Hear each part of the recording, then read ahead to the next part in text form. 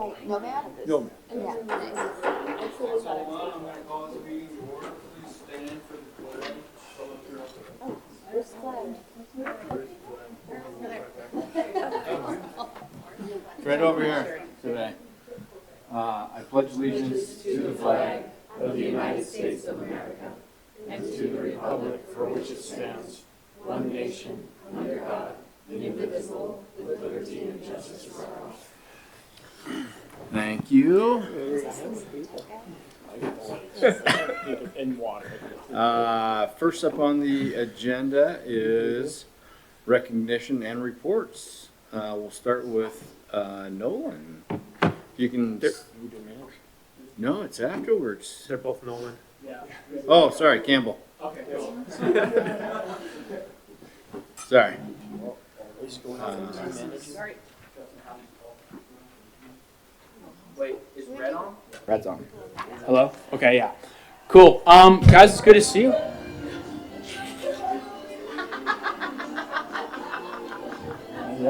That's my walk-up song. Come on now. Yeah, I am. Playing that at home all the time. Everybody is like, it's very nice. Exactly. It's good to see you guys. It's been about, 2 months since I've seen you guys, so it's good to be back and see all of y'all.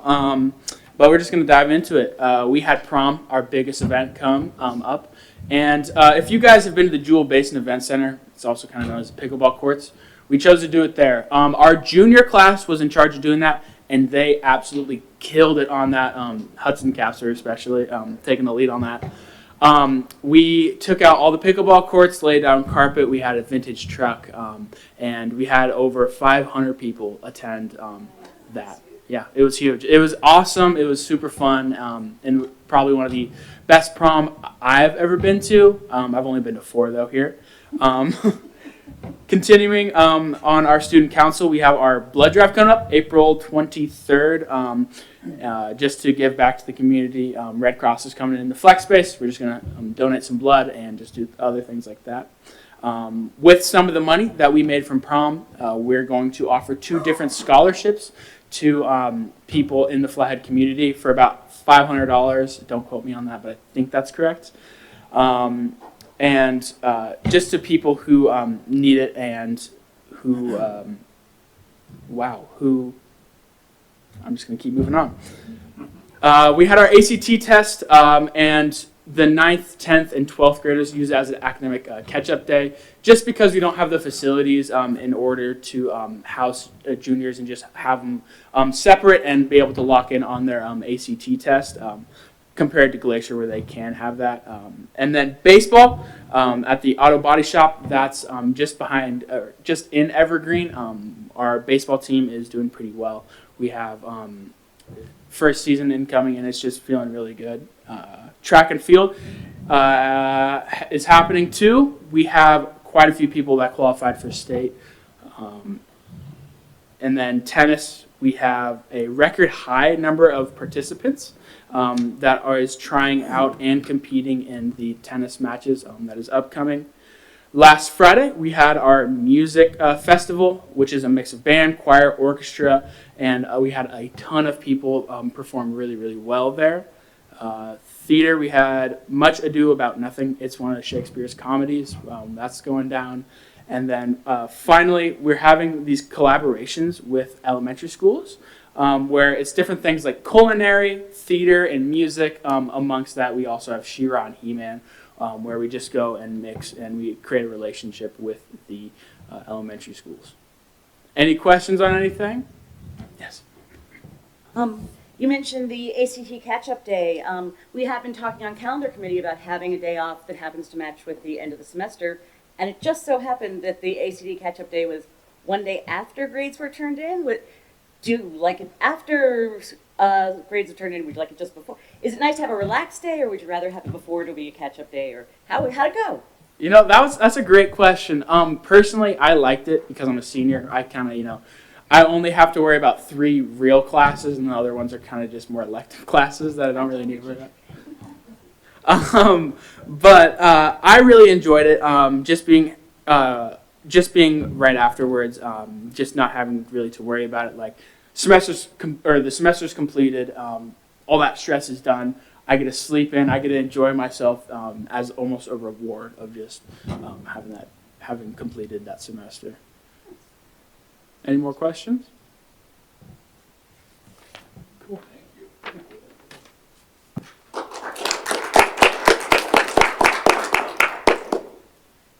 Next up is Hudson and Nolan.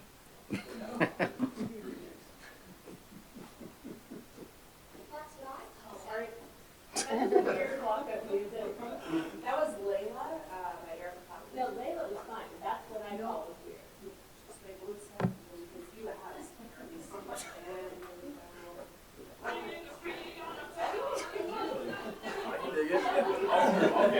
I don't think we want to hear that reflection. That's frightening for you, Hudson.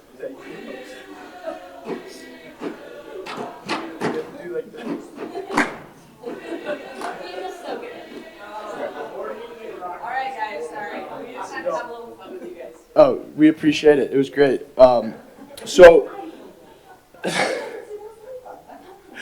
we're going to talk about our Brave Pack Rising initiative just a little more. We obviously came last month and kind of explained what our general goals are for the year. We're just kind of doing an update and just quick thing. This is Nolan. He wasn't with us last time. He's a senior, 2-time Brave Pack Rising, and he's going to talk a little about what we want to do with our in-district school trips. Yeah.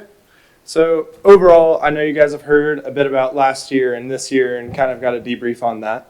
But overall, I think the transition I've been really proud with. Our new crew and our old crew, we were able to work really well together and able to incorporate.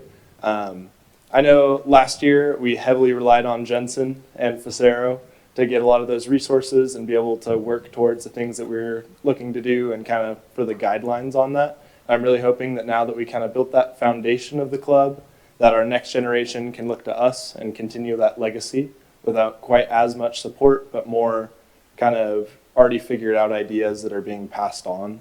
I think that's going to be pretty successful overall because we've already had a lot of our groups and goals and stuff passed through. The biggest thing that I think we needed to work on from last year to this year was incorporating Linderman into our group and our ideas and stuff. We struggled with some of the Linderman support last year, and we're focusing on just getting some of those ideas out and in the air and some motion on them. But this year, getting Linderman more involved and more things actually moving in their school, I think is kind of a big focus of ours. And so we recently went on a school tour, so a group of us from Brave Pack Rising toured Linderman, Flathead, and then Glacier. And it was really interesting. I'm a senior in high school, and I've never been in Linderman. I've never really been in a class at Glacier either. It's interesting, like, in a club that's trying to do something for all 3 schools, we were kind of in the dark of how the other ones operated. So that overall experience was really interesting. Like at Linderman, they had a lot of classes that we don't even have, and they just function a little bit differently. And I think it's really interesting how, like, most people aren't informed on the options that they have with this stuff, how each school is a little bit different way of learning that can cater towards people. I think it'd be good if we can get the word out on what each school is doing and inform more people so they can make the decision that's best for them. And then we toured Flathead. We showed some people through IB classes, which a lot of them had never really understood or seen operate. We went to KMS, and they made us an amazing lunch from their culinary groups. That was really fun, like team bonding type of thing. And then Glacier, they have an engineering course. We have more medical. So that's something we kind of bought into. And it was really cool to see the way that they kind of function in some of those classes and the difference between AP and IB. So I think the club's going to go somewhere really far. I'm excited for the success that they're already pushing and how excited everybody is to continue that on. So thank you. Okay, so I'm here just to talk about our elementary award initiative. It's mainly focused on the profile of graduate and specifically what we look for in students at the KPS district. I just kind of want to give a shout out to Hannah Cantrell, who couldn't be here because of one of her IB classes. Funny enough, her IA was due tonight and she wanted to work on it, which is a pretty good point. So she spent a really long time on these shirts. When you kind of look at the Flathead Glacier, you don't imagine purple, but that's because like exactly we wanted to allow Linderman in here, especially with the Phoenix, So it was a good combination. I really appreciate all the time she spent on it. It was a lot of hard work. And then kind of going on to how this month has been going so far. I had the pleasure of going to Rankin as I usually do. We are starting to give out these shirts to students who actually get the award, just to kind of give them more of an incentive to want to earn it. So 2 of our shirts went to the specialties nominations there. They really appreciated it. They had actually put them on right away, so I think that's a good sign. But again, it was a communication award this year, or this month, and it just went over well. I think all the students kind of strive to hit that. It's kind of a very well put on by the principals, as they kind of see it as a good prize to win. And I think it helps our students, try to approach that goal with a more mindful set instead of just blowing off middle school and elementary school. So that's kind of how we're at with that. And Hannah is gonna, at our next BPR meeting, start to hand out schools, not like the physical school building itself. Hopefully that's good. Okay. But she'll hand them out, as currently she is directing all of the schools, which is a lot of work for her. And as we begin to, like Nolan said, pass it on to the next generation, she wants to do students per school that manage it, instead of her getting 50 emails and 50 dates, and just kind of, she has a giant spreadsheet. If you guys, I lose my mind every time I see it, to be honest. So that's our kind of next generation handoff, and then we're going to go from there, see how it goes. And that's kind of all we have to talk about. Do we have any questions on what we're working on? Yeah, of course. Just you mentioned people having more choice between high schools. Hudson, didn't you choose Glacier over Flathead, and even though you're in the Flathead district, or? I go to Flathead. Oh, you go to Flathead. Yes. For some reason. Maybe we'll hear from Tesla if she ever wants to stand up and talk about how she made that decision. Sorry, I didn't know. And if you need to fundraise for your T-shirts, I bet there's some board members who would buy one. I'll do it for $15. I'll buy one. Awesome. Any other questions? I understand that the difficulties and the needs to transition from sophomore and junior, seniors, and then cycle back. I was entertained by your use of the word generational change. I'm trying to figure out which generation that means I might be in. I'd assume you'd be in our generation, just like us. So. Yeah. He's going far. Right. One thing I didn't mention though, with the kind of generations, we did only juniors for that first trip, right? So then we're all becoming seniors. This year we switched it to sophomores and juniors, which I think is going to kind of help that legacy, because then as years follow, there's always going to be somebody that was actually in the previous year, kind of saw what went right, but almost more importantly, what didn't go well and how to fix that. But yeah. Nolan, do you want to share a little bit about the tech bench vision you had and kind of how that's coming to fruition right now? Yeah, so internship opportunity is a big thing that I focused on, and our group is focused on through either the internship, and I know our school district's kind of pushing towards things like that.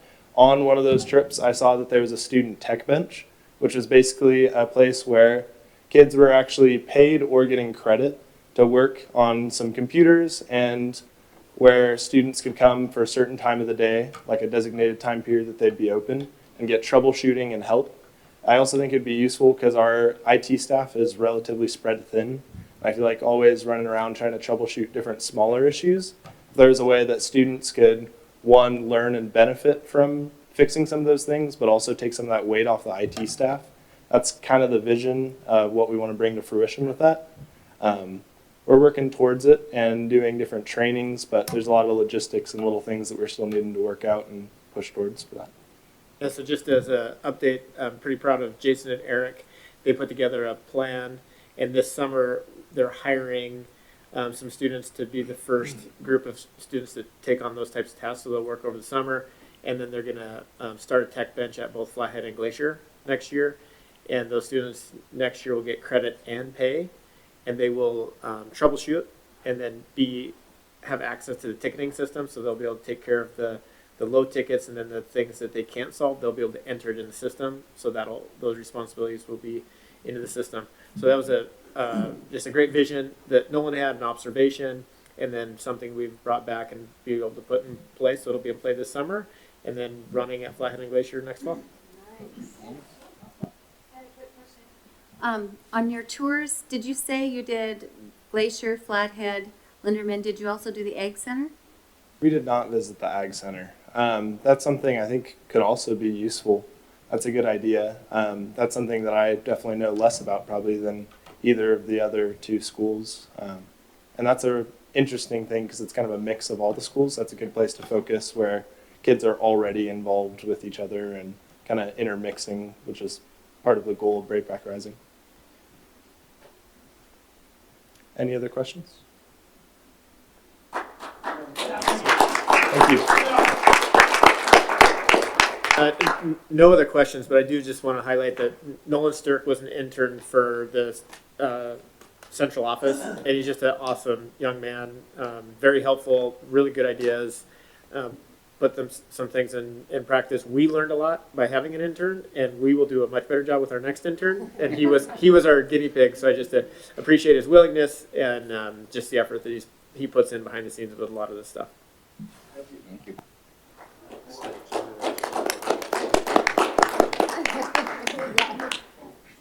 For sure. Okay, next up is public comment. Do we have anyone here for public comment? Okay, we will skip over that then. Next up is the approval of our last board meeting. We've had an opportunity to review those minutes. Do we have a motion? Thank you, Jen. I'll second. Thank you, Jennifer. Any discussion or corrections? All right, seeing none, all in favor signify by saying aye. Aye. Aye. Thank you, Brian. Any opposed? Motion carries. Next up is the personal activity report. Carrie, do you have anything to add? Nothing to add, thanks. Okay. If you've had an opportunity to review that, do we have a motion? Thank you, Jen. Thank you, Linda. Any discussion about the personal report? All right. Maybe it's a thanks to Bill for 29 years of service. Oh, yes. Thank you very much. I would like to, thanks to the reminder from Matt, Bill Sullivan is retiring at the end of this year. 29 years he put in with our district. Really appreciate everything he's done for us and the impact he's had on students over those years. So, thanks, Bill. Can we say no? Right? I wish, yeah. We can pull that out and The whole board, I mean, how can you still say? so with that, let's see. We have a motion and a second. Any further discussion? All right. Seeing none, all in favor of approving the personal activity report signify by saying aye. Aye. Aye. Any opposed? Motion carries. Next up is the elementary Aspire staffing model restructure. Shemaya. Red is on, correct? Yep. Okay.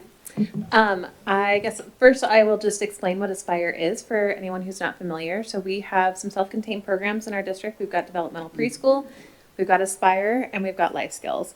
Aspire is our behavior program. Typically these students have an emotional disturbance or some sort of behavioral disorder that requires a much smaller self-contained setting that's very focused on like social emotional learning and behavior. Also a good focus on academics as well, but it's got to be a much more shrunk down world for these students in order for them to build the coping skills to be able to interact with their peers and make progress academically. Within the setting, it's a much smaller ratio of students to teachers or adults. Currently, we have it at the elementary, middle, and high school. Our elementary staffing has been one teacher with between 3 to 4 paras. And then at the middle school and high school, we have a behavior specialist with a special education teacher and then paraeducators. So what I'm proposing is to align the model going through elementary through middle school and high school. We have 2 paras that are going to be leaving with, one has just requested a different placement, and then somebody else has gotten a job as a teacher on the east side of the state. And so we would be replacing those 2 positions with a certified behavior specialist. It could be somebody who's got like a psychology or a special education background or social work or counseling, anything along those fields. And the financial implication of this is First of all, I should just mention it's tuition fund, so it is permissibly levied. And the difference between the two paraeducators' salary and benefits and what we would assume somebody would come in at would be 75,000 would be where they'd be coming in. It creates about a difference of 7,000, closer to $8,000. And it would be through the tuition fund. And now I feel like I'm rambling. So what questions do you have for me?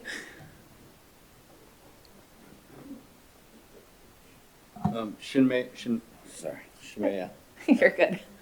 are you gonna anticipate having to bring in, paras again into the classroom in addition to this, or no? No, I mean, I can't say no, we never will, but I think that the staff ability when we have two certified staff is going to be very different than when we have paraeducators, just because of the level of experience that they bring, their educational background, and so I think they're better equipped to be able to create the supports that we need. So the behavior specialists are just really going to focus on those behavior plans, doing functional behavioral assessments, and really focusing on that social aspect, so that hopefully the teacher can really drill down on that academic aspect and kind of pull those two lenses apart. And then really hopefully the goal of the pairs is to be able to provide those support within the classrooms, because we always want those kids to be in the least restrictive environment. And so we start pushing them into the classrooms as much as they can handle, and weaning them into those types of environments. And that's a really good place for our pairs to be able to support, while we have the intensive interventions being done by the behavior specialist and the classroom teacher or the SPED teacher. Yeah. So you said you were aligning the elementary with the others, so this is for the elementary district. So does this person then travel to all the schools? No, so our middle school has a behavior specialist, a SPED teacher, and one para at that setting. And then at the high school level, we've got a behavior specialist, a SPED teacher, and then two paras there. So you're trying to put one in the elementary? Yes, yep. So will that person then travel to all the elementaries, or how does that work? Oh, to all the elementary. Sorry, I was thinking you meant like the other programs. Just the elementaries.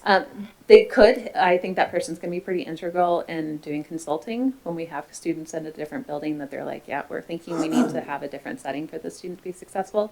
A lot of time that teacher, the behavior specialist or the SPED teacher will go in and do some consult, observations, help the team decide if that's the correct pathway for that student. As far as the program, though, the program is only at one school, and it's at Yeah. Elrod Elementary School. Okay. Yeah. Thank you for that clarification. I forgot to mention that. Any other questions? Thank you, Shemaya. So this is an action item, elementary only. Do we have a motion?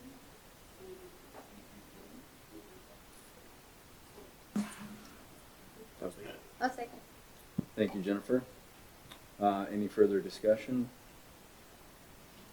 Any public comment? All right, seeing none, elementary only, all in favor, signify by saying aye.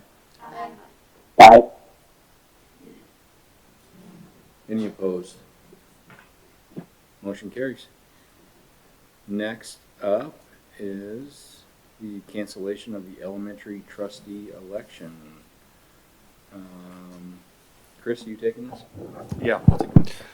So we had an equal number of candidates to the open seats for the elementary districts. So 3 seats that were up and 3 candidates that filed to run. So because we have an uncontested election, we call it by acclamation. And then they will officially be seated at the, we're not 100% certain just yet if it'll be the 1st or 2nd May meeting, but it will be in May. We have 2 incumbents, so Jen Merriman was up. Brian Putnam, I don't see him here tonight. He's on this weekend. Oh, he's on, okay. So both of those people put in. And then Thomas Hollow, I believe is how we say his last name. He will be new to the board, but is connected to Dorothy Drury with the KEA, who I think you guys all know or have heard of at least. So that's that.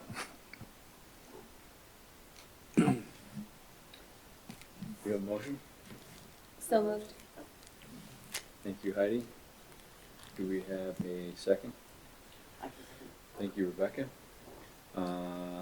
Elementary, Do Brian and I need to recuse ourselves? Or can we vote? Nope. you guys can vote on it. So elementary only, all in favor, signify by saying aye. Aye. Any opposed?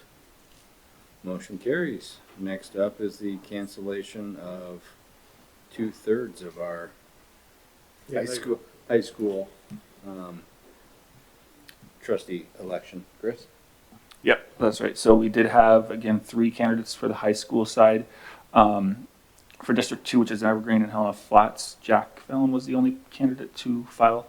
And then for District 4, which is Lakeside, Summers, and Kyla, Carrie Eklund was the only candidate to file there. So those 2 will be called by acclamation.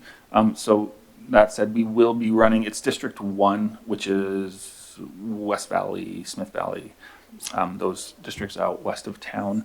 That is a contested election, and there's 3 candidates in the running for that. So we won't know that outcome until after our May election.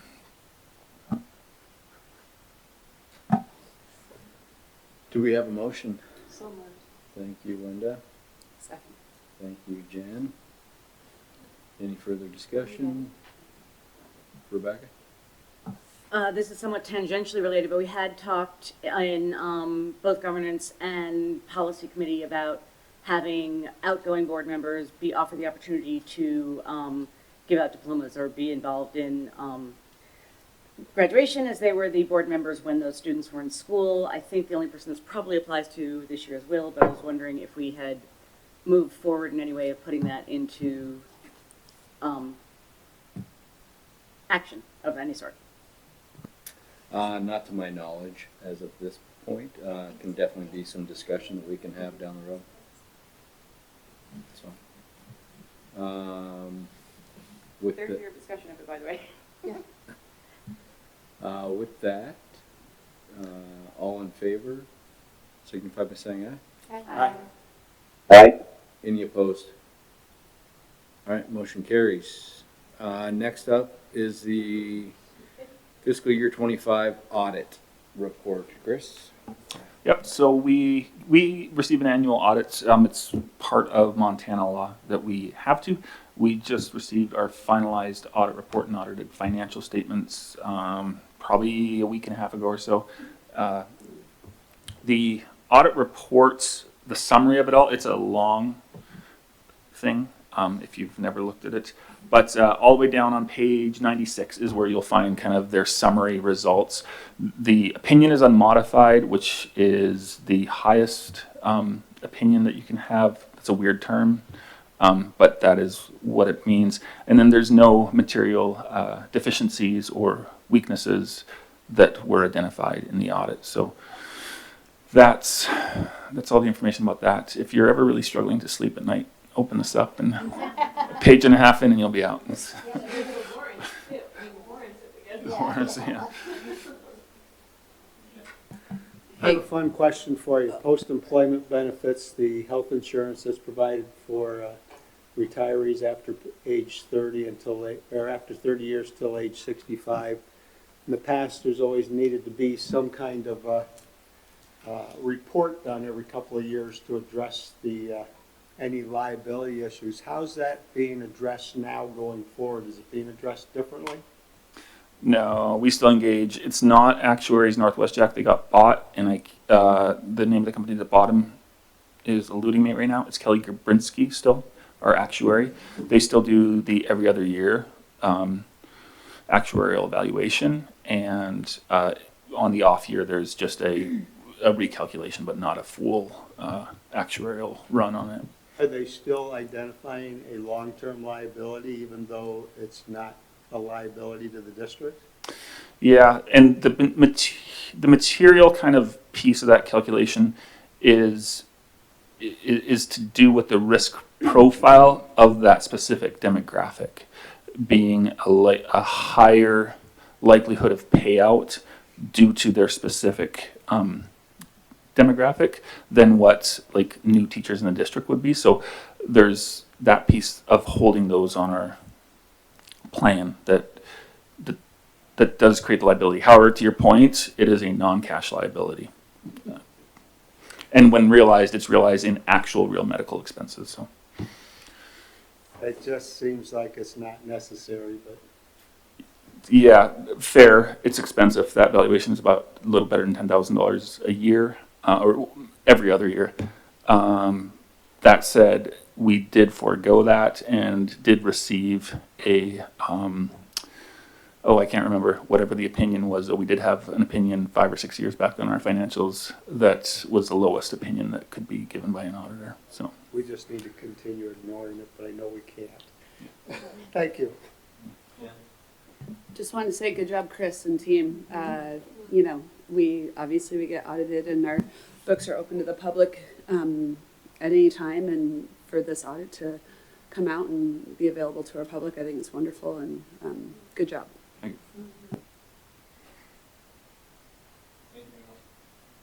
Anything else for Chris? All right. Thank you, Chris. Next up is Type E school bus purchase. Who is taking that? Shemaya, thank you. I won't give you like the full background, but we have some vehicles at the high school level that transport our students in life skills. So Flathead's got a van, and then Glacier had a van and 2 other vehicles. And we, while doing a brake check, discovered that there were some structural issues due to all of the salts and all the winter stuff that created some issues that made the vehicle no longer safe. And the value of the vehicle was not high enough to warrant trying to do any repairs to it. And so these students that use the vehicle, they're driven around by staff almost daily. They're working within the community. They pick up recycling around the whole district, and they even go to my husband's work and pick up their recycling. There's a lot of life experiences that these students are developing through the opportunities that they have with the vehicle. And so working with facilities and Laura in transportation, we came up with the idea that we need to replace it because the kids are utilizing it every single day. And we are proposing to have a Type E school bus, which is a Ford Expedition. We were hoping to get a van there, but there's a lot of rules as far as school buses go. And so this would be an 8-passenger vehicle with a 5-star rating that would be very safe for the students. Still allows for enough students to be able to be transported within it. And it would be funded through the bus depreciation budget and the transportation levy. So it wouldn't impact the general fund at all, but it would allow for our students to be able to access those opportunities. What questions do you have for me? Jack? Clarification, because there's the Fund 10, Transportation, Fund 11, Depreciation, and I need clarification. The Transportation Fund only addresses transportation to and from school, but the Depreciation Fund, that seems like it's got better flexibility to provide transportation outside of to from school. Is that correct? Well, to and from school, I think I'll defer the second part of the question to Chris because I'm not as in touch with that. But to and from school is also defined as whatever constitutes that student's school day. So if you're in the middle of the day, but if school for you is happening, let's say at the VOAG, that's to school, and so it's not just in the AM, in the PM. It's wherever you're doing school during the day. And this program qualifies because their school experience is at different locations during the school day. But as far as the specific, the count difference, I'll defer to Chris. Because the my understanding is the transportation fund is for operations and the depreciation's for replacement. So is the replacement, does the transportation have more flexibility to replace, because the more flexibility to replace the types of buses that would otherwise be available in the transportation fund?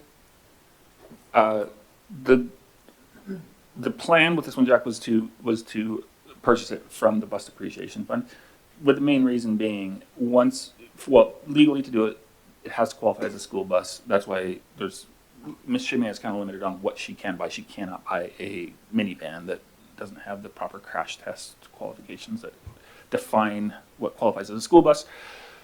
The bus depreciation fund is optimal in that you don't have kind of a lumpy levy cycle where you are buying big dollar purchases and that all hit in 1 year, and then it falls off, and then it hits again a few years later, because you levy a seventh of the value of that purchase for the 7 consecutive years after the purchase. And so you've recouped that money for the replacement in the future. It's just a smoother kind of ride for the taxpayer. Well, that's where I was wondering if the motion should talk about specifically the transportation fund. Can you purchase buses out of the depreciation fund? Can you purchase buses out of the transportation or only out of the depreciation? Both is my understanding.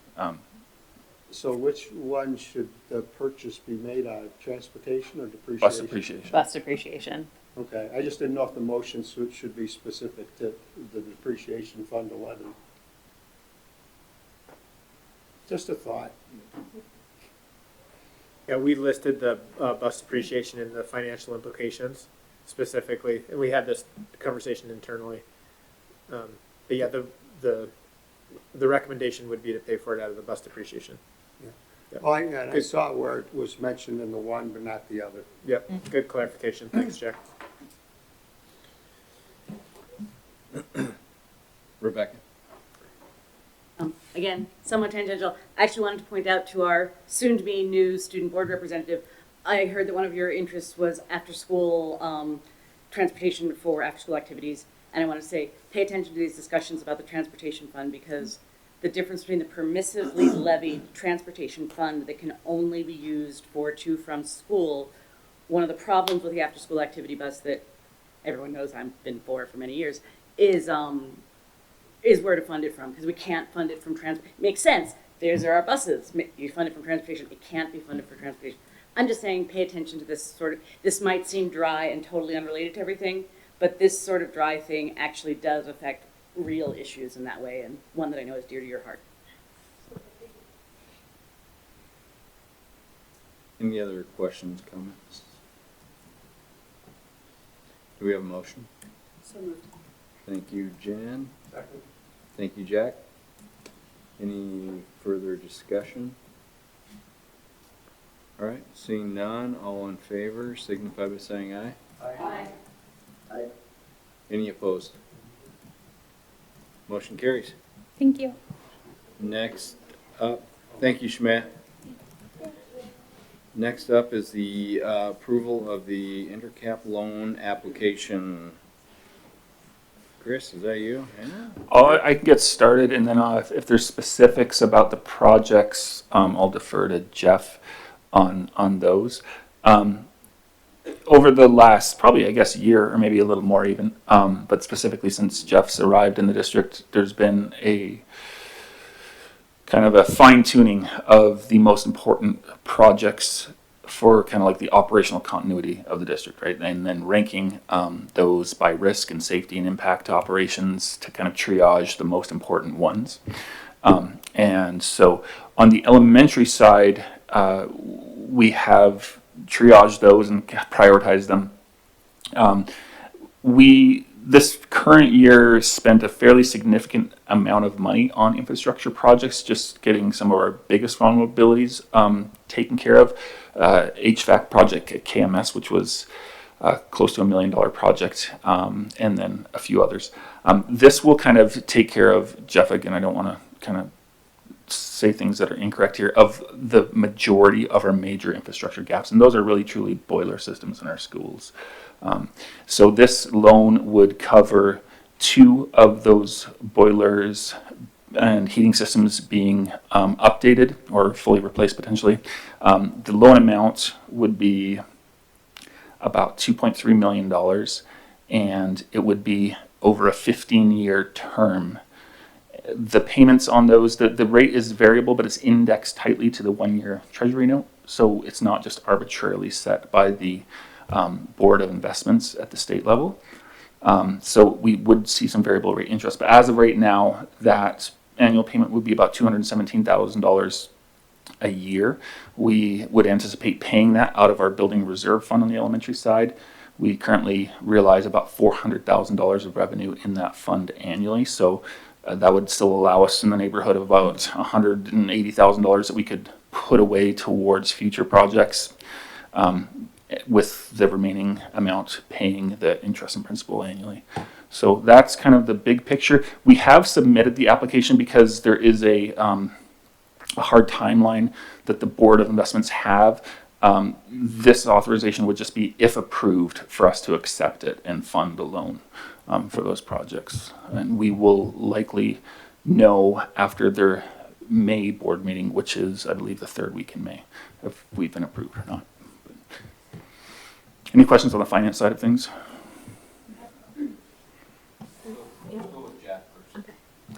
This was reviewed at finance and there's no problem with it all.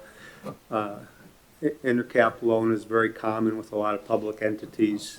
They can make an application and usually within about 30 to 45 days at the most, you know what the result is. And I don't know that anybody's ever been turned down as long as they know that the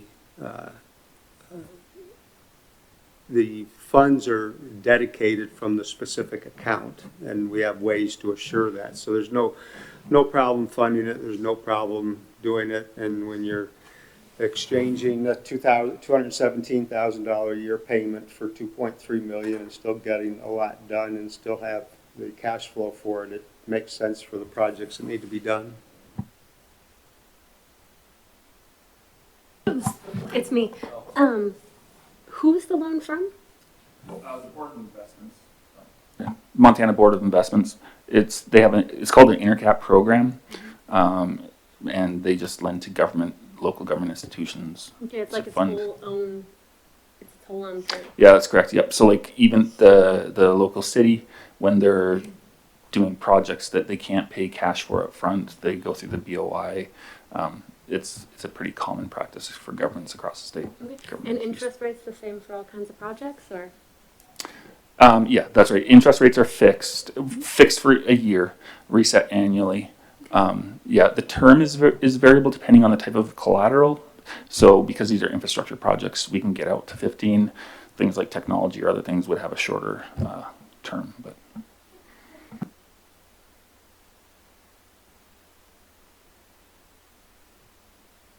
I'm sorry, I missed the finance meeting where I'd know the answer to this, but can you just kind of give us a little recap of how the Building Reserve Fund generates $400,000 a year? yeah, so there's two sources for that revenue. One is the state major maintenance aid that comes from the state. The calculation for that is one I don't spend a whole ton of time on because they just tell you, here's how much you get every year. They divide it amongst all the schools across the state. Everyone gets an entitlement for it. And then you have the opportunity to match up to that amount or 10 mils. We have never gotten close to 10 mils. So we take that a remaining $200,000 and permissively levy that portion of it. Any other questions? Do we have a motion? Thank you, Jack.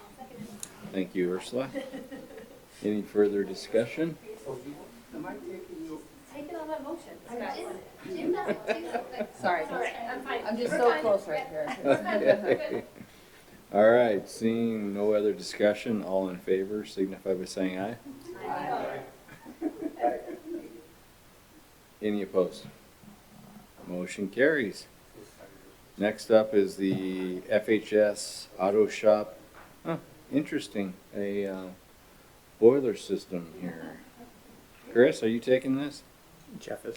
Well, I'll let maybe Jeff kind of get going on that, and then I can answer finance questions on All that. right, thank you.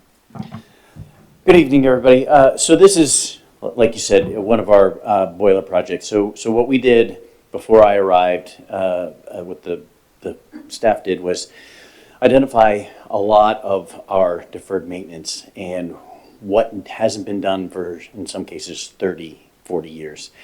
And then the staff did a great job of working with Morse and Merrily to prioritize the risk and figure out which is our most important project and then obviously which is our least important project. What we found was about half a dozen boiler projects that needed to be done. And so the two shop buildings back here, both the auto shop and the wood shop, those boiler systems are in pretty rough shape. And so we would be doing not just a new boiler, but a new heating system in those buildings. And what that does is then decreases the likelihood of those boilers failing, which is very high right now, and then make sure that we can keep those spaces utilizable, especially as everybody here knows, in Montana, no heating in the winter is a non-starter. So what we're doing, and in addition to the intercap loan, is we're slowly chiseling away at those boiler replacements. That then frees up the bandwidth of the facility staff to be able to not constantly be patching these systems and be able to move on to the next system down the line that needs to be repaired. So this is just simply the replacement of those two boilers so that we can get this off the list and continue to slowly chip away at the projects that are keeping me awake at night. I'll just put it that way. Jeff, while we're on the topic, and I think this is super relevant, last summer, this board made a decision to take care of the KMS project. So we did that last summer. And then you've noticed like what that's increased the capacity of your staff. Can you speak to that first? And then second, we did have a boiler failure, a heating failure at Edgerton. And so when we talk about risk, can you qualify kind of what happened in that scenario, what the risk was, what we had to pay, and then in these situations, if we don't take care of them, like how the compounding costs add up? Sure, absolutely. So the first thing that I'll say is when I got here, we were just finishing up the KMS, and I kept hearing stories about how hard it was on the facility staff to constantly be responding to heating issues over at KMS. And ultimately, if I remember the stories correctly, we pretty much had one maintenance person dedicated to that building every day of the school year, which means that of only 4 staff, I was down to 3 to be able to respond to the emergencies across the school district. I've kind of been joking. I got very few calls about KMS this year, and I don't know what all the hubbub was because KMS is in great condition right now. So the juxtaposition there is what I'm looking forward to for the projects that we're putting out there. Hedges, Russell, these 2 buildings over here. I spend a lot of time dealing with those systems, and having the bandwidth to be able to send folks around to deal with other things besides boilers would be tremendously helpful. And then the example that Matt gave was earlier in the year, kind of right near the beginning of winter, we had a pretty catastrophic failure of, it was 2 classrooms in particular, but when those 2 classrooms at Edgerton failed, then the whole system has to go down, and then you can't heat the entire building. So we responded very quickly. We brought in a restoration contractor to be able to start cleaning up the situation, but then we moved into the how do you bring the building back online, and we were somewhere in the neighborhood of at least $20,000 a day to be able to maintain the heat of that building without the boiler that we needed to have online, so bringing temporary heat in. $20,000 a day adds up real fast. We were able to get that addressed pretty quick, and we were able to bring the system back online. I think we canceled school for 1 day because of again, my staff had to respond to that and couldn't do things across the rest of the school district, but we were able to bring that system back online with a little bit of this. And then by the end of that day, it wasn't really this, it was actually the system was operating the way it needed to, and we could come back in and do some patching and cleaning up, but we dodged a major bullet there. And that's the kind of cost that we're talking about, is if one of these other systems goes down, we can't cancel school and we can't move kids to other schools because we're already at capacity, that can get pretty pricey pretty quick. So trying to remove that risk so that we don't have that situation is kind of what we're shooting for. Did I answer the question, Matt? Well, I got a follow-up since you brought up Edgerton. I thought we just, here in the last few years, really worked on replacing the boilers at Edgerton. So the boilers were fine. It was what the boilers serve, right? So it was 2 classrooms where basically there was some water flowing through the system, and the water in the pipes froze because there was some miscommunication, which, and since I didn't have to spend that $20,000 a day, made the decision to spend some of our maintenance budget to go in and figure out why that happened and then address that. And then for the rest of the winter, Edgerton was working fantastically.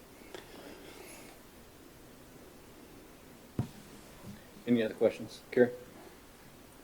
Since the previous agenda item and this one are both talking about building reserve funds, can you just, Chris, give a really quick breakdown of just the balance of that fund, right? Because we just said that half of it's being spoken to for that intercap loan service, which again will start next year, but this is, we're saying, is over 600,000 coming out of that now. So just, again, for the board to know where that fund stands.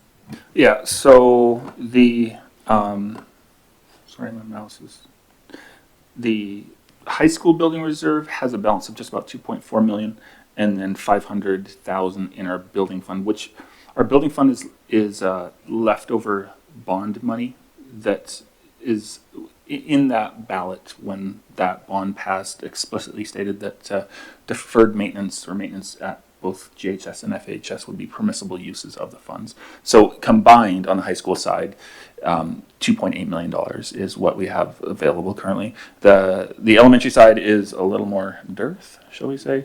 $368,000 is the current balance between those two building and building reserve funds, with the building reserve specifically at 236 right now. But yeah, unfortunately, our conversations track with high school budget, elementary budget. If we had the reserves on the elementary side like we do on the high school side, we wouldn't be seeking an intercap loan. We're fortunate in the high school side to be able to pay for this with reserves.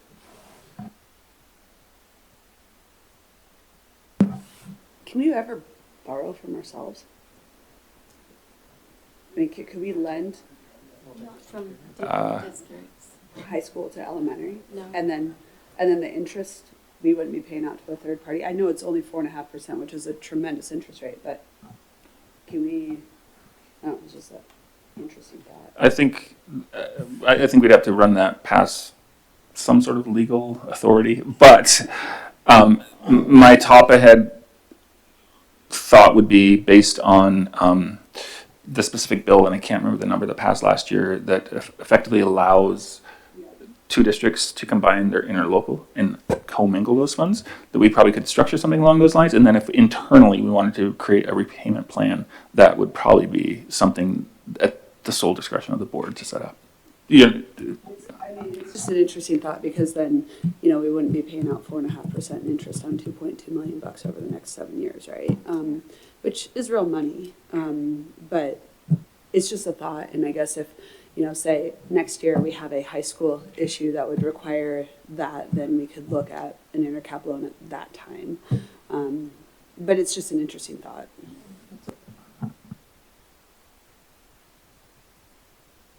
Sorry, I did not. And I apologize for lobbing that out here and not in the finance committee meeting, but the question of what were the balances of the high school and the elementary was illuminating on that issue. I would believe that it can be done, but when I look at the numbers, and if there's 2.8 million available, but we're going to use 630 here, that puts it at 2.2, which puts both reserve funds, elementary and high school, close to zero. Like it puts it too slim to be comfortable. So my recommendation right now is we can have that discussion probably at the finance committee and bring that back to the board. Right now, this is a discussion on. Yeah, I mean, you're right. To Jack's point, if we need 2.2, and we take that out of the high school, that put us at 6 on the high school and 300 on the elementary, which is pretty razor thin of reserves. Yeah, but we're using 6. Oh yeah, but then we're using 6, so then we're at 0 and 300. Yeah. Also, how fixed is that 4.5? Will that be 4.5% forever, or is it at a good spot, or? No, it's reset annually in February, but it's indexed to the 1 year note. Okay. So the price or the rate is not arbitrarily set annually. So 5 years ago, it was 1%. Oh, wow. So it could a year from now, instead of 4.5, it could be 5.5, but it's still more competitive than going to any commercial entity. There's no prepayment penalty, right? Yeah, there's no origination or prepayment or any sort of fee structure. So I mean, if we did want to explore something with self-financing or whatever, we could always explore that at any time. Yeah, correct. Okay. Rebecca. This is more a Matt and Pete sort of question. Just make sure that our short-term spending is in term with our long-term goals for the school and the directions we're going. Are we thinking that in 5-10 years we're going to have auto shop at Flathead, or are we thinking that we're going to be having more teaching in the community and more internships and more the kids being working at auto shops around the valley, or are we really committed to this auto shop as something that we are keeping in our schools for a period of time? The answer would be yes, both. So I think the shop programs provide really great intro courses, and they also provide unique opportunities for advanced courses in something specific. But yes, through those introductory courses, we get students interested in something. They will probably pursue more internships in the community. So I see them working together. I don't see anywhere in the future those programs going away. Yep, and I would also just say that even if the how we use that space changes, we still need the space. So, yeah.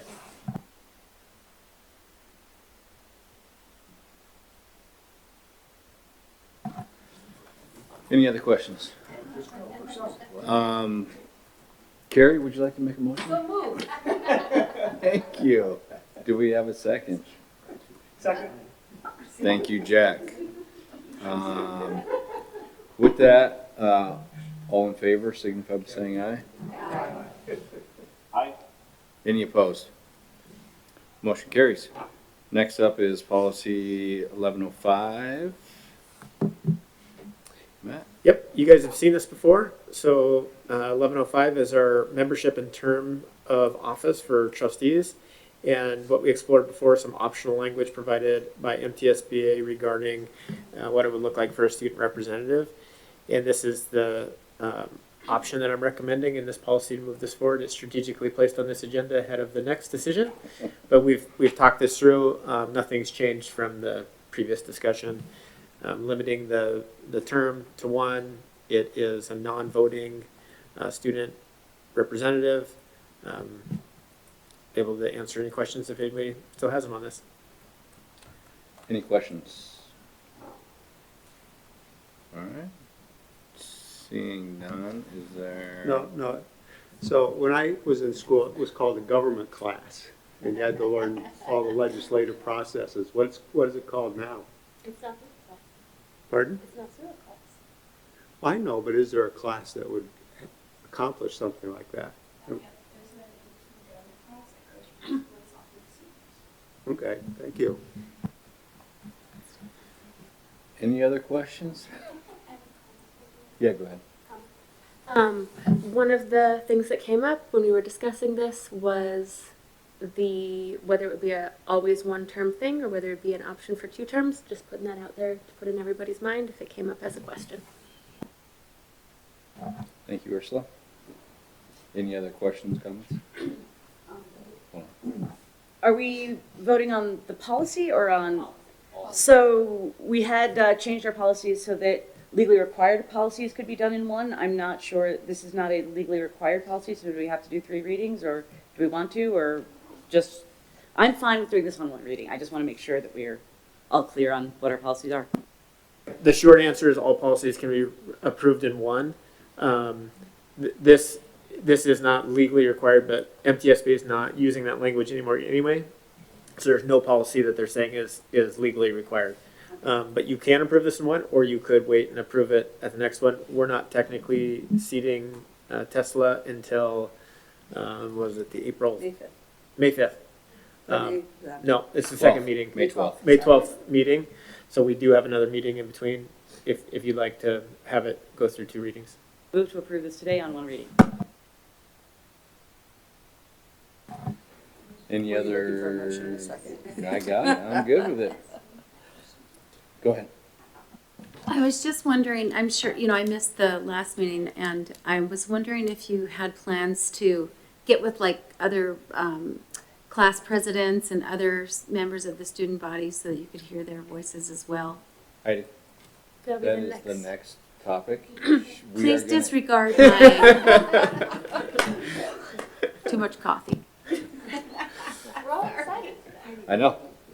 So we will get to Tesla here in just the next agenda item. So with this, any further discussion on the policy 1105? All right, seeing none, all in favor, signify by saying aye. Aye. Aye.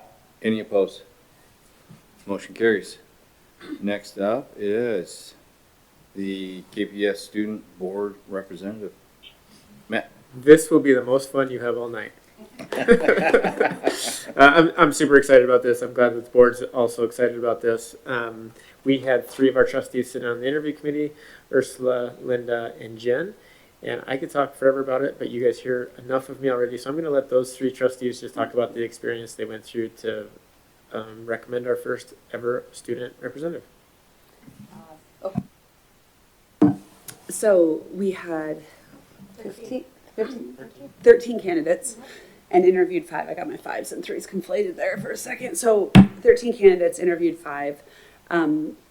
You know, as busy as we all are these days, that was the funnest 3 hours that I've had in, like, I don't know, in the last month. And it was awesome to get to meet 5 of our students, hear about them, read about them, and then hear about them firsthand and why they're interested in this. And you know, if we were in the market to take 5 on the board, my gosh, we could absolutely do that. I know we're taking a step with 1, and then there's always options in the future. But to finally get to have a student voice on this board is super exciting. And I've got to give Tesla a shout out here, because I mean, she interns at my office, and I'm like, well, you know, I know this kid. What am I going to learn by reading her application? And I actually learned, I probably only knew about half of the things that you were doing, and it was pretty amazing. And what I really loved was the zest and the excitement to get involved and to serve on this board, and to have to be able to represent the student voice and the ideas that Tesla had. To your question, Heidi, she can weigh in on how she's going to reach all the students in our district, from the littles all the way to her peers, and at all the various schools across the districts. And it's just really exciting. So I can't say how wonderful it was to get to serve and do those interviews. And then, you know, and then we got to sit and deliberate, and we chose Tesla, and couldn't be more excited. So anyway, Ursula, I'll let you carry on. I could go on forever about these kids. They were great.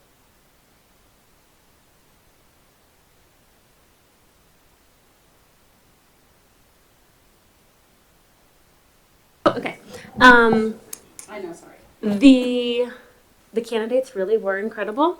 It was really fantastic to see the different ways that they went about presenting themselves to us and answering the questions. The level of maturity was so high. One of the questions that we asked that we got such fantastic answers from, and that really applies to us as board members, was if there was something that you were very passionate about, that you were advocating for, and the board did not agree with you, and it turned out that it didn't go the way you wanted, how would you handle that, and how would you communicate it back to your peers? And that is a question that I went home and I was like, I need to make sure that every year when I start my term, I ask myself, if there's something I'm passionate about and it doesn't go my way, how am I going to handle that? And how am I going to communicate that back to my community? And the maturity that they answered that with, and it was not all the same question, but it was honest and it was thoughtful, and it really encompassed the overall perspective that they seemed to have, which was that they were taking the position, the opportunity seriously, and it's a voice for students. And that combination of this very mature role, still as a student, we want them to be a student, we want them to have that voice, we want that perspective, was really incredible from all of our candidates. And I think it's important that the board recognize the people interviewing that we want to not hear everything that's right. We want to hear the concerns. And our students are the best people to voice those concerns. So hopefully we will hear those concerns, act upon them, and make our district a better place to be.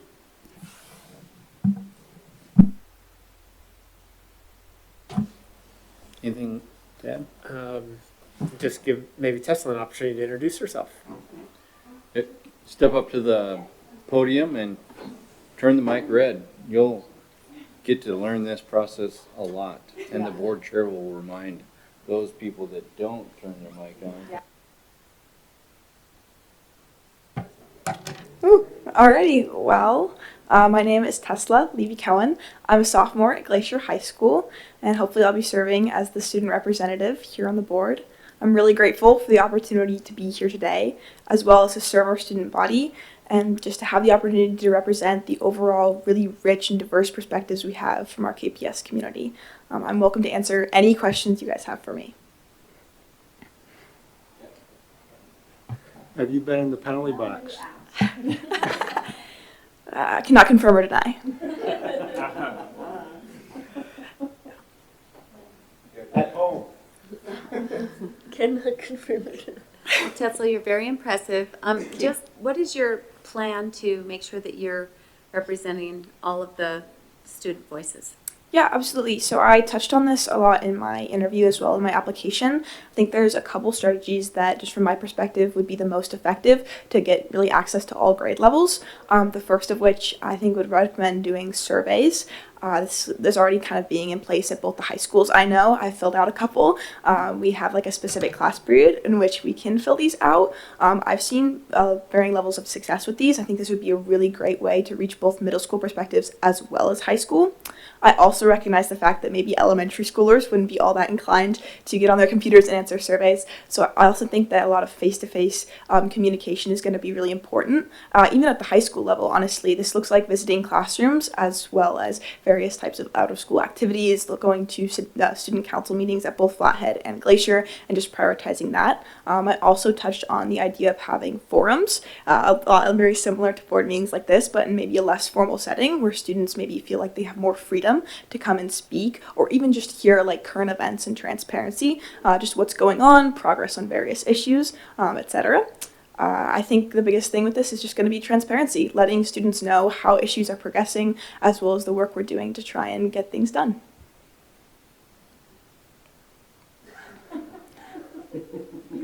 Thank you. Any other questions for her? I just want to say I'm really excited about this, both having the student rep on the board and then having Tesla join our board. And so I think it was the three of us were really excited about this and with the selection of Tesla. So congratulations, and your three fellow trustees wholeheartedly recommend her. So thank you. Thank you.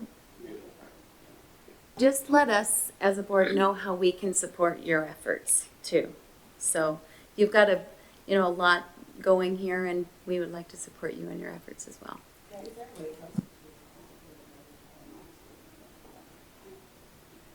Okay, yeah, that'd be great. I'm super excited to serve, and I'm super excited to be here. Thank you so much for your support.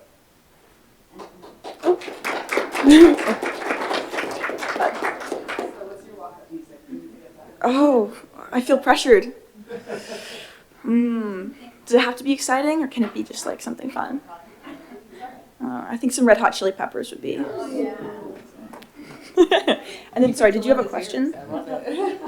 Rebecca? Oh, no, I just wanted to say that I don't know if you've chosen a formal mentor or if you've been assigned a formal mentor, but I think we'll all try to make sure you know what you need to know for your board. So one of the things is the reason we're pushing about this is if you're listening online, it's very, very hard for people to understand somebody who doesn't have a mic on. You can't really tell in this room you can hear them, but the people who are online, it's almost impossible to hear somebody. Okay. And it's also best if you say, for instance, I forget, this is Rebecca Linden, trustee speaking, because you really should identify yourself because it can get very lost online. So we don't make rules just for rules, just so you know. No, okay, perfect. Thank you. If there's nothing else? Perfect. Tesla, I'm excited for you to, once we make the formal motion and vote. Hold on. For you to be on the board. Oh yeah, I'm Please. sorry, I'm working on it. Hey, can I finish? I know.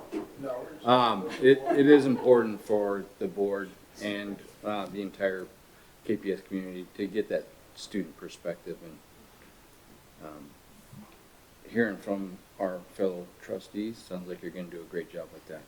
So with that, do we have a motion Was it already?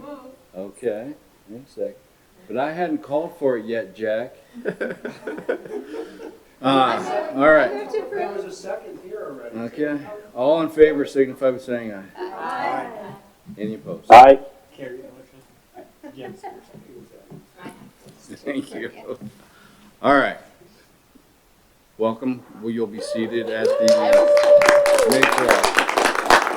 I was trying to play aeroplane in light of you being an aspiring pilot, but I'm getting blocked here. I can't play it, so we'll get ready for you next time. All right. Next a up tech on the, we'll talk to the tech people. Next up is the elementary consent agenda. Move to approve. Thank you, Rebecca. Second. Thank you, You Jen. didn't call for the election. You didn't call for the motion. Jack, I'm special ed. you and I are gonna step out and rumble. This is, hey Jack, this is elementary only. Can you just keep down? Yeah, Jack. Us elementary trustees are more unruly. We only control the high schoolers. Oh my God, I'm totally losing it. All right. All in favor, signify, elementary only, signify by saying aye. Aye. Aye. Any opposed? Motion carries. Next up, Jack, the district-wide consent agenda. Would you like to make a motion? Okay. Yes, he does. Is there anyone that would like to make a motion? I'll move. Thank you, Linda. I'll second it. Thank I get to you, vote on both. Jen. Any discussion? All right, hearing none, all in favor, signify by saying aye. Aye. Aye. Any opposed? Motion carries. Next up is trustee reports. Rebecca?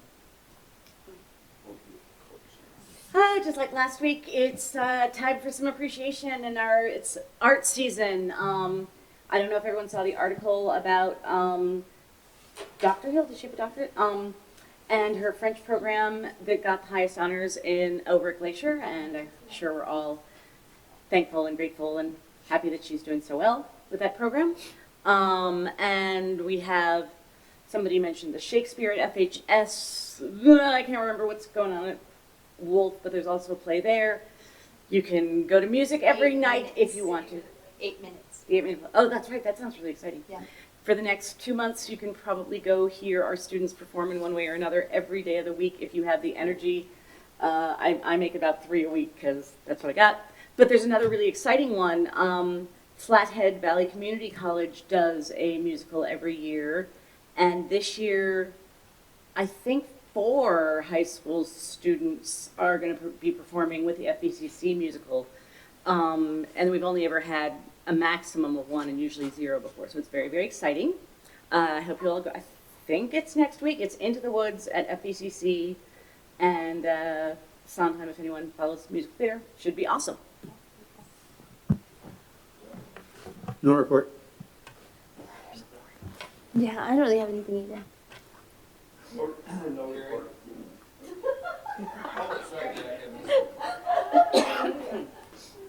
Nothing, Jack?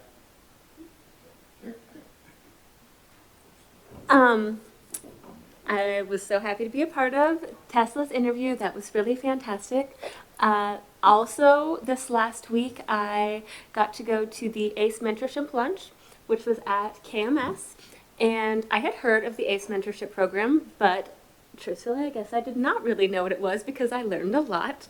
It is much more of a program. I kind of thought that it was, we have internships. I knew that we had internships, and it's a lot more defined than that. So ACE is the Architecture, Construction, and Engineering program, and it is its whole own program where these students are all kind of working towards these capstone projects. So within their schools, they have opportunities, I think more at Glacier. Like we heard, Glacier has more engineering classes, but they have opportunities to take classes like CAD or engineering. But this is kind of separate. So it's working with community partners, using some of those online models, but then building real models. They're going to have a chance to show their work in May 13th.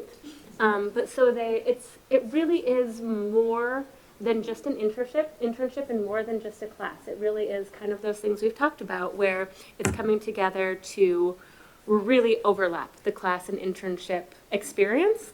And I was blown away by the opportunities that these kids were having to really experiment with the architecture, construction, and engineering. And just amongst the few kids that were in the class, they had all found things that they were more or less interested in, which I think is great. It's so hard to know what you like and also what you don't like. It's a really good opportunity for that. So that was really great to learn about. The community partners seemed legitimately excited about it, which I really liked. They seemed excited. They seemed to feel like it was a privilege to have this opportunity. The kids seemed to feel like it was a privilege to have this opportunity. It really felt like it was the things that we've been talking about working and functioning and benefiting the community and the students. So that was so great. The KMS kids from the culinary program made us lunch, which was fantastic. There were elements from a class that does a sewing project. They had come up with the menu themselves. They had made the food themselves. They had tested things out themselves. They served it, made the menu. The whole thing was really well put together. Definitely the KMS portion of it was really like charming and heartwarming, and the high school part of it was really inspiring and impressive. So all in all, you really can't go wrong. And I was grateful to be a part of it. Yes, so I just also attended the ACE mentorship lunch and ditto what she said. All of it was fabulous. And then last week I also attended the MTSBA strategic planning session. I was the representative for one of the 7 AA school districts, and it was an excellent learning experience. We talked about, district boards, and we talked about the state MTSBA board, and we talked about, strategic planning, past, present, future efforts. It was just really, really educational, and I learned a lot. And what a great group. And Lance Melton was fabulous, and so we did his evaluation, and he did pretty good. I probably shouldn't say that in public, but there you go. So it was wonderful. Yep. And so thank you. Nice. No report. So I first want to dovetail on Ursula and Heidi, and for the ACE mentorship lunch. That was so cool. Like, it was really fun to see this mentorship program that's a national model that had not been developed in Kalispell. There were community partners who basically saw a need and a difficulty. It was driven in part from this win-win, a business issue where they're having difficulty recruiting people to their companies here in the Flathead and, architect, construction, engineering, right? And we have this wonderful talent pool of students who might not understand what those pathways look like, and to create this program where a kid who might have, teachers as parents, but know nothing about architecture or haven't seen it in the field, they get to go do this and actually see what it looks like to be an architect. Very cool. And the community partners to step up and create this nonprofit and do it. It's just amazing. I mean, I look at our community partners, and there was the KEF Exceptional Educators Reception last week I went to, and that was our community partners investing in our Kalispell Education Foundation and how that's being implemented in our classrooms, and it was really fun to see that stuff. And then dovetailing on the student board rep interviews, I can't say more about that. It was just awesome. I had a PACE advisory committee meeting today. Again, those community partnership type things.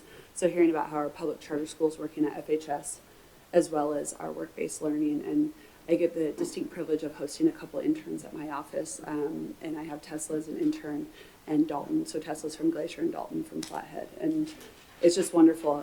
They are watching a jury trial this week, and then we will get to go debrief with the judge next week. So that will be fun. I did a presentation in a street law class. If anybody's bored and wants to grab a bag of popcorn one of these times when I go to that, you can come join me. It's kind of you hear what I do when I'm not school boarding, so that's always nice. And then we have a negotiations meeting going on with Carrie and Jack. Is that it? It's the two of us? Negotiations? Tomorrow. Yeah. So anyway, but I would like to take a moment to remind everybody that we have an elementary levy election coming up on May 5th, Cinco de Mayo. I applaud Matt and the admin team for all their efforts on getting information out there, getting accurate information out there. If you look at the website and what data and information is on there, it's very good. It's got really good data and information for people to understand what's at stake, what this does, and why it's important. Also, there's been a social media presence coming on as well, and we all as trustees who may be engaged with social media can like and share that stuff. And honestly, don't just like it, share it. I mean, that's how stuff gets out there. It's an all-mail ballot. Ballots are being mailed end of this week. They need to be returned by May 5th. Again, 6 elementary schools and KMS at stake here, and there's some really great signs also at the district office and at all of our elementary schools. So at the district office, you can get signs that have the logos of our 6 elementary schools and KMS, and at each elementary school, you can get a specific logo for the elementary school. So I have 3 signs in my yard right now, in case anyone was wondering how they should vote on the elementary levy. There's just different ways to message it, right? And as board members, if anyone is interested in finding out ways to get involved, please come talk to me. So that's all I have.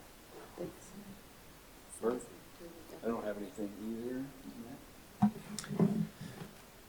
Admin reports? Yeah. All right, I have some stuff, but I'm crossing some things off and looking at my calendar because some things have been mentioned, so I won't talk about the ACE program again, but that was great. Thank you for attending. We have a couple of things coming up. So we have next Monday and Tuesday, and I haven't sent this out to you yet, so you're not missing anything. But the middle school has really put together a pretty amazing lineup for the 8th grade career exploration week. It's like, I'll show you the agenda, but at its top shelf. I'm going to encourage you guys, if you can step in to some of those and just see what's going on. The challenge with it is the presenters are coming in and taking over a classroom, so there's not a lot of space for lots of people, but there'd be spaces for 1 or 2 in the back of the room. So it'd be a little bit of just navigating who's in different classrooms and kind of sharing that space. But that'll be the 20th through the 22nd. So that's that Monday, Tuesday, Wednesday. I think it goes to the 23rd. Okay.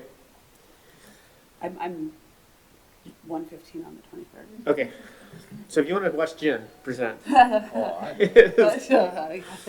heckler in the back.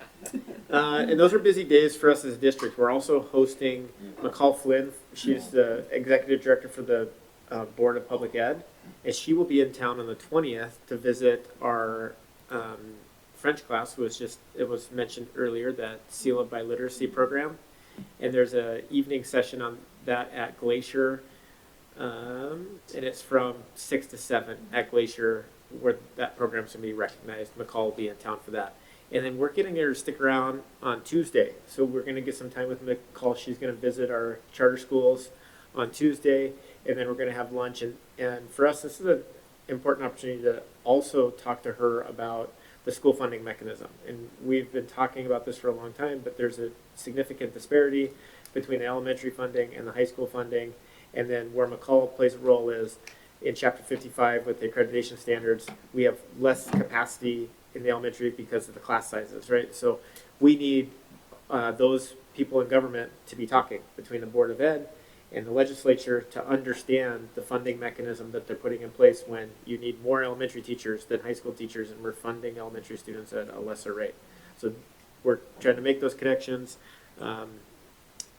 We'll share that information. I just talked about some other things that we have coming. She's been a very good thought partner with us on that. And then there was some talk about the internships and that ACE program. Just want to give an update. We have about 450 interns this year right now going between the high schools. And when you step into that ACE, that is a good environment where you can see probably 30 kids participating in that program. So 30 kids represented out of the 450. So it's a great program, but most of our internships are just one single student placements.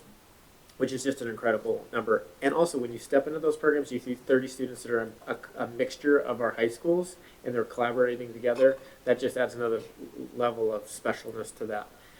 Jen mentioned levy season. We are in this final push right now. Ballots go out Friday through Monday. Is that right, Chris? Well, they'll all be mailed out on this Friday. Friday. Yep. So I think that there's some staggering to the delivery of when people will get them, but basically they all get batch mailed the 17th. So we're in the final push, and what that means for all of us is yard signs. We have a trifold, just talking to neighbors, and then that FAQ page. We do keep that running through the 17th. So when you're out talking to people, if you hear the most popular questions you're hearing from people, that's what we want to post. And we have said in all of these levies, the harder people look, the better it is, the easier it is to communicate. So when we get the tough question, when people are like, oh, well, what about schools being audited? Yep, we got the 93-page document, check into it, right? So we have that. We just need to know what questions people are hearing. And then the letter that was written by the trustees, edited by the trustees, that'll be in the paper this weekend. And then we'll have one more letter from the district, and we're just encouraging people to vote. So that's the kind of the final blast that we go through this week. And then really the communication side of that, it's not done. We're always communicating, but we've posted all the information when ballots go out. That's all I have. Thank you. Mr. Fitzgerald? You don't? Oh, I forgot one. Yeah. Do you want to hit it? No, you go ahead. Okay. This is actually really special. So we have an employee, Kara Rathke, and she runs all of our elementary extended classroom experiences. And there's hundreds of them going on. And she does a really good job of organizing that. She's been working with the Chamber of Commerce in Kalispell to just connect with businesses and see where people fit in that system of, do you want littles, do you want older kids, do you want to be a presenter at the middle school, or do you want to host a group? She's made some wonderful connections. And then her and Lorraine combined on an application, and they presented today at the University of Montana on what it looks like when schools and communities combine to magnify the impact. They have a better title than that, but that's really what they're sharing is how do you inspire more collaboration and more community through the connections that already exist, and they're just modeling it out. It hits on so many levels. So when you talk about people being engaged in their communities and how you get young people engaged and how you connect to the things that are happening, obviously checks that box. But it also checks the box of when you're at the University of Montana and you're speaking to a group of people that are potential future teachers and coming out of school, where do you want to be? And do you want to live in an ecosystem that is full service? So lots of areas. I can't wait to talk to her tomorrow. Super proud of the work she does, and then super thankful for the Chamber. Every time I turn around, the Chamber is checking a box for us. And this is another one, so shout out to them. Yeah, they came out in full support of the levy and have communicated with all the business partners in that Yep. area. All right, I'll be quick. Rebecca, you are right. For whatever reason, there are these, you always feel pride of the district you're in, but there are times where there's so much going on that you feel like enormous amounts of pride in the people that you get to work with and serve with. So just a few, music festival was absolutely amazing at Glacier. A special shout out to a Glacier student, Luke Stein, Jen Stein's son. He has worked his tail off to practice in choir. It was just so awesome to watch the process. So students perform, and then the adjudicator actually gives them very specific feedback and practices with them. Anyhow, he just found out that he's making it to state. So huge shout out to Luke Stein. So proud of him. Tesla, I'm pumped for you. This is amazing. We have a superintendent who's been so excited about personalized learning, and to take this to really a historical moment for us to really practice what we preach is amazing. So thankful for Matt, so proud of the board to dig into this work in a real authentic way. So exciting. And then it is with pride and gratitude to see Christy Bortz, Lauren Smith, and Bill Sullivan on the personnel report. 3 humans who have dedicated so much to our district, who Bill going off into retirement, well-deserved retirement, and then Christy and Lauren being administrators or principals serving in our partner districts. So proud of them, so thankful for all 3 of them, and just wanted to give those shout outs. Thanks. I would like to clap for them. Let's clap for them. Chris, do you have anything? Okay. Take a look at the upcoming meetings. Our next board meeting's on April 28th. Negotiations on the 15th. Epic Glacier, Insurance Committee. Pardon? And the 29th. Yeah, and the 29th. Thanks. And then Insurance Committee on April 16th, Thursday. So make sure those are on your calendar if you're on those committees. And with that, do we have a motion to adjourn? Thank you, Ursula. Carrie? Second. Thank you. It's like Jack's sleeping over there. I know. All in favor signify by saying aye. Aye. Any opposed? Thank you.